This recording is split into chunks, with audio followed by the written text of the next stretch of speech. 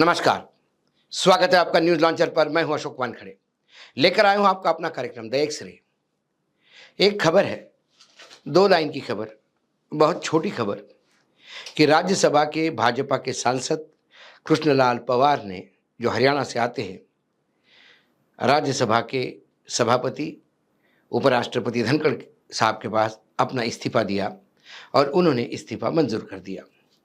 जब इस खबर को मैं एक्स-रे मशीन से देखता हूं तो मुझे पूरे हरियाणा की राजनीति में उलट-पुलट होता हुआ दिखाई देता है। पहली बार ऐसा हुआ कि हरियाणा में या किसी भी राज्य में चुनाव जीतने के बाद मुख्यमंत्री पद के लिए जो पर्यवेक्षक भेजे जाते हैं, वो सीनियर व्यक्ति तो होते हैं, लेकिन वो होते हैं कि जो सीनियर हैं, जिनका नाम है, लेकिन राजनीतिक ताकत कम ही होती है।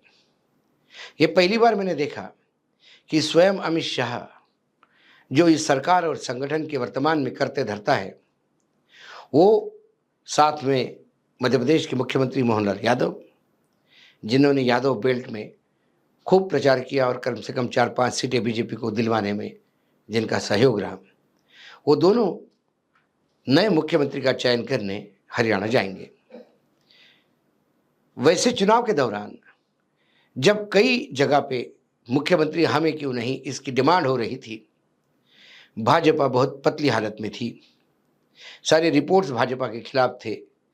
जनता की जो लगातार तीव्र विरोध था, उम्मीदवारों को गांव में घुसने नहीं दे रहे थे। प्रधानमंत्री जी की रैली 4,000 से लेकर 10,000 के रेंज में होती थी, जहां वो लाखों की भीड़ को संबोधित करते थे। ये सारा होते हुए भी भाजपा ने कई जगह पे पूरी ताकत लगा दी। भाजपा ने कांग्रेस में हो रहे विद्रोह का पूरा फायदा उठाया। कांग्रेस इस मुगालते में रह गई कि लोग तो अपने साथ है, इसलिए गधे घोड़ों को भी खड़ा कर दिया और उसका नतीजा ये आया कि 17 सीटों पे हार गए। कुछ खेल मशीनों का भी हुआ। कुल मिला के ये जो कॉकटेल का रिजल्ट है, ये रिजल्ट ये आया कि बीजेपी 48 सीटों पे आ गई 90 में से, मेजॉरिटी से 2 सीटें ज़्यादा। उसके बाद सावित्री जिंदल, जो इंडिपेंडेंट लड़ी, उन्होंने, एक राजेश जून थे जो कांग्रेस के विद्रोही थे, इंडिपेंडेंट, वो जीत के आए, उन्होंने, और फिर देवेंद्र बीजेपी के जो विद्रोही उम्मीदवार थे, उन्होंने फिर अपना पार्टी के साथ दिया। ऐसे 3 एक्स्ट्रा मिलने से अब भाजपा 51 पे आ गई। चुनाव के दौरान ही अमित शाह जी ने ये बात बड़ी क्लियर कर दी थी कि अगला मुख्यमंत्री सैनी होंगे, लेकिन जिस हिसाब से मेजॉरिटी बिल्कुल थिन मेजॉरिटी है, वैसा देखा जाए तो भाजपा की अपनी जोड़े तो मात्र 2 सीटें ज़्यादा हैं। ऐसे में किसी भी ग्रुप को नाराज़ नहीं किया जा सकता। नायब सिंह सैनी दिल्ली भरोसे हैं कि दिल्ली ने उन्हें उम्मीदवार बनाया, दिल्ली ही उनकी नैया पार कराएंगी।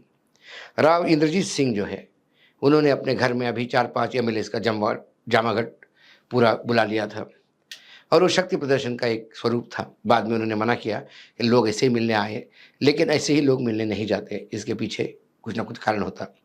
वो एक तगड़े दावेदार है कि वो भी मुख्यमंत्री बनना चाहते हैं। अनिल वीज़ सबसे पुराने हैं।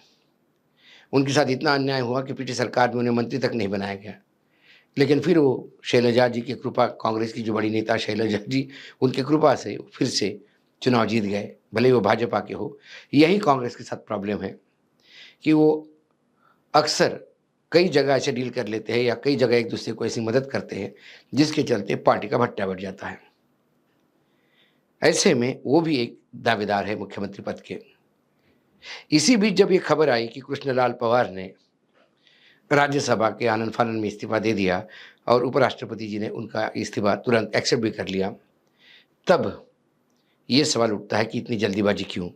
वैसे कृष्णलाल पंवार विधायक का चुनाव जीत गए थे। वो विधायक इसराना से विधायक लड़े थे और जीत गए थे, तो जीतने के बाद तो वो इस्तीफा दे सकते थे, लेकिन जब तक शपथ नहीं लेते विधानसभा में, तब तक जल्दीबाजी भी नहीं थी इस्तीफा देने की। क्या पंवार का नाम भी एक डार्क हॉर्स की तरह मुख्यमंत्री पद के रेस में है? क्योंकि अक्सर अमित शाह शॉक ट्रीटमेंट देने के आदी हैं।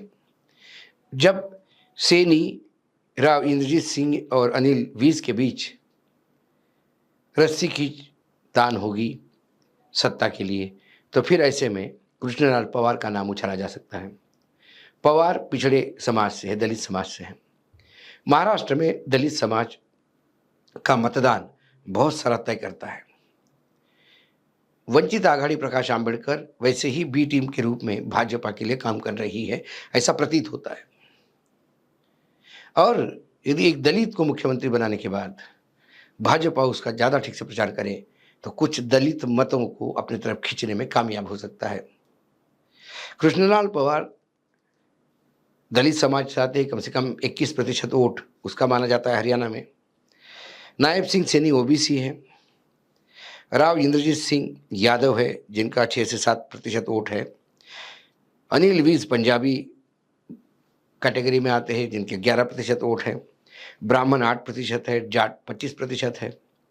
इस प्रतिशत में यदि 21% वाले को आप मुख्यमंत्री बनाओगे, तो यकीनन उसका इम्पैक्ट पड़ेगा, कई जगह पड़ेगा। हर उपचुनाव में आप ये बता सकते हैं कि हमारे पास एक दलित मुख्यमंत्री भी है, जो अभी भाजपा के पाले में नहीं है। पवार का इस्तीफा तो होना ही था राज्यसभा में, लेकिन शपथ लेने के बाद भी हो सकता था। विधानसभा कॉन्स्टिट्यूट भी नहीं हुई और आनन फानन में उन्होंने इस्तीफा दिया। इतनी जल्दीबाजी, और ऐन टाइम पे जब पर्यवेक्षक बन के अमित शाह और यादव दोनों चंडीगढ़ पहुंच रहे हैं मुख्यमंत्री का नाम चुनाव करने। क्या सैनी को जो नाम बताया था उस पर टिके रहेंगे, या बाकी लोगों को चुप करने के लिए एक चौथा नाम आएगा? और चौथा नाम आएगा तो क्या कृष्णलाल पवार का होगा? कि जब मैं एक्सेल से देखता हूं तो मुझे कई चीज़ें दिखाई देती हैं। भारतीय जनता पार्टी के लिए बैकवर्ड साथ में रखना बहुत ज़रूरी है, क्योंकि जो कांग्रेस ने खासकर लोकसभा में जो बढ़त ली, वो दलित मतदान कहीं ना कहीं बीजेपी से वापस शिफ्ट हो गया। संविधान बदलने के नाम पे रिजर्वेशन कैंसिल होगा इस नाम से। हालांकि संविधान बदलने की बात भाजपा वालों ने ही की थी, विपक्ष ने तो उसको कैश करने का प्रयास किया। अब ये दलितों को बार बार ये बताने का प्रयास कर रहे हैं कि संविधान बचा रहेगा, संविधान में कोई बदलाव नहीं होगा, रिजर्वेशन बना रहेगा।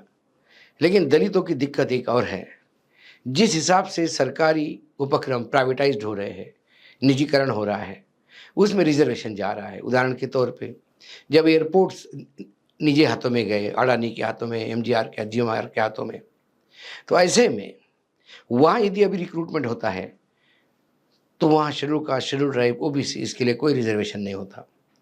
तो सरकार रिजर्वेशन को तो हाथ नहीं लगा रही है, लेकिन सरकार जहाँ रिजर्वेशन मिल सकता है वो संस्थाएं निजी कर रही है, तो फिर रिजर्वेशन तो वैसे ही कम हो जाएगा। कहीं ना कहीं दलित इससे भी डरा हुआ है। दूसरी बात, हिंदुत्व के छाते में सभी लोगों को इकट्ठा करने का प्रयास भाजपा तो करती है, लेकिन चुनाव के समय सब साथ में चाहिए होते हैं।